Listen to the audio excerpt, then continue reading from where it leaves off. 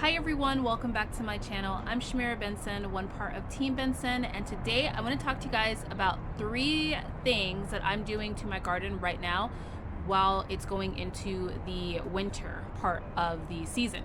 So let's talk about it. Okay guys, so if you guys are new to my channel, I am Shamira. I am a Jewish gardener here in the desert of Phoenix, zone 9B, and I garden all year round. And so I want to show you guys I want to talk to you guys about different things that I do when I garden in the winter or going into the winter months. Technically, I think it's still fall. It's not winter yet. Maybe, I don't know, but it's December, so we're going into the fall, or going into the winter. So let me show you a quick glimpse of my garden so that you can kind of see what it looks like. I can't talk today, guys. Okay guys, so I have some summer things growing in my garden, like green beans, which is quite surprising to me actually, to tell you the truth. I thought all of my green beans had died, but this one is keeping itself going. I have tons of winter things like brassicas, stuff like that, but then I also have things like tomatoes and also things like peppers. Now, being in zone 9B, it is definitely a lot warmer than it is in other parts of the country. I probably will never see snow in my desert garden. I won't say it's impossible, because it has happened in Scottsdale before, which I'm about 25 minutes away from Scottsdale-ish. So that has happened, but it didn't snow like enough to like stick or anything like that. And I've never had snow in my garden. My garden will get down to the 30s, so it will get down to freezing. I think the coldest my garden has ever gotten was 25 degrees, and that's at night. So it's not during the day, it's at night, and that was in February. So I have a long time before my garden starts to get really, really cold. But the first thing that I do for the winter is I stop watering my garden every day. And I stop watering my garden actually every other day. So during the summer, I water my garden every single day, except for Shabbat. And then during the fall, I go back to every other day. And then during the winter, I water my garden when it needs it. So typically about every 3 days, I really look at like the leaves of the plants, and if they're wilting, then I go ahead and water. The other time I really make sure I water my garden is when it is getting ready to reach like a freezing temperature. Then I will for sure go ahead and water the garden at night, so that then the leaves are nice and kind of tight.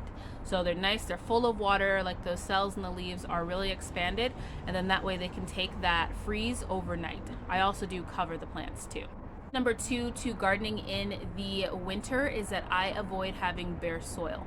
Now, one, this is the time for me to grow right now, so I can grow a lot of things versus some things in the summer when most of you guys are probably growing things that are not in the desert. But I want to try and put things over every inch of my soil, because it also avoids me getting weeds. So if I don't have a plant there, then I will put wood chips there. I'll show you guys what I mean, and then I'll talk to you guys about some of the things that I got. So this is where my bush beans were, and it is a big blank spot. Now I do have the wood chips in there, but as you can already see, like that little piece right there, like I'm starting to get little bitty weeds just popping up. We have some celery on this side, but right here is a big blank space. Right here and right there is a big blank space. So the other thing you can do is just put plants in those spots. Now, if I were to drop seeds in the ground, it would take a long time for them to germinate and probably like really kind of get off to a good start before it started getting pretty cold. And before it gets like January, December, there's a rock in my shoe.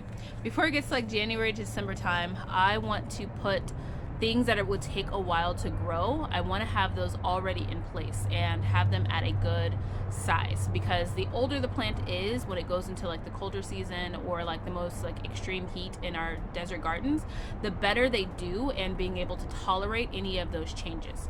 So instead of me dropping seeds in the ground, I found some plants that are easier to separate. And what I mean by that is, like, this is romaine lettuce. Now normally I would be like, don't pay $5 for a little romaine lettuce start, because you can just start it from seed, and yes you can. Now this is a good size, and there's also 3 plants in here, if you can see that. There's 3 of them in there. These I can easily separate, and I can also start using these already. Now, this would be really unhealthy the longer it goes, because this grows into a huge plant. Romaine lettuce is pretty big. It's not like a butter crunch. Well, even butter crunch is pretty wide, but it grows pretty big, so it needs some space. So as you can see, it's already looking a little bit unhealthy. It doesn't have any bug damage on it, which is one of the things that I looked for, and so it's not like terribly unhealthy, and it's at a point to where I could just separate these, and then I'll have three plants for $5 versus 1 plant for $5. The other thing I purchased was cilantro. Now, I will always tell you never buy cilantro because it's a waste of money, because cilantro is easy to grow, and that is true. Now, we use a lot of cilantro, like a lot. So I did drop some seeds in the ground. Cilantro will be easier to germinate, but it'll take a while because I don't have a full sun garden. So I did buy a thing of cilantro, and I am going to separate all of these because cilantro will also grow into a huge plant. Like one little cilantro will grow pretty tall, and this one has about 7 cilantro plants in it. To separate them, all I'm going to do is just put it in a big bucket of water and just swish it around until I can loosen up those roots, and then just separate them like that. And then the last thing I got were some collard greens, and these weren't like the best. I mean, they're pretty leggy. They don't have any bug damage to them, and they were only like, I think $3 for this 6-pack, which I think one is missing. Oh no, I have all of them. So $3 for the 6-pack, not a bad deal. The collard greens, I can get the most out of the collard greens if I started them when I started my collard greens, which my collard greens are pretty decent size. We're already harvesting from them, we're already using them, but I want to grow a lot of them. And since I have the space in my garden, I want to plant more collard greens because that is something that I can put in our freezer, and we can use that over the year, and that could be one of our greens. So the third and final tip is this is the time that I fertilize my garden. I'm growing a lot of green leafy veggies, like my broccoli, my brassicas, my all the different like collards and all the different brassicas, collards, the cabbages, the broccoli, all of them. So I'm growing a lot of those, and they need a lot of nitrogen. So fish fertilizer is something that I like to use. You can ferment your own fish to make your own fish fertilizer, like if you have fish heads or fish bones, anything like that, or you can just buy it if you want a less smellier process. So, and this is the time where the flies, you still see flies, but they're not like as crazy as if you were to do it in the summertime, and there's just tons of flies everywhere because it's hot.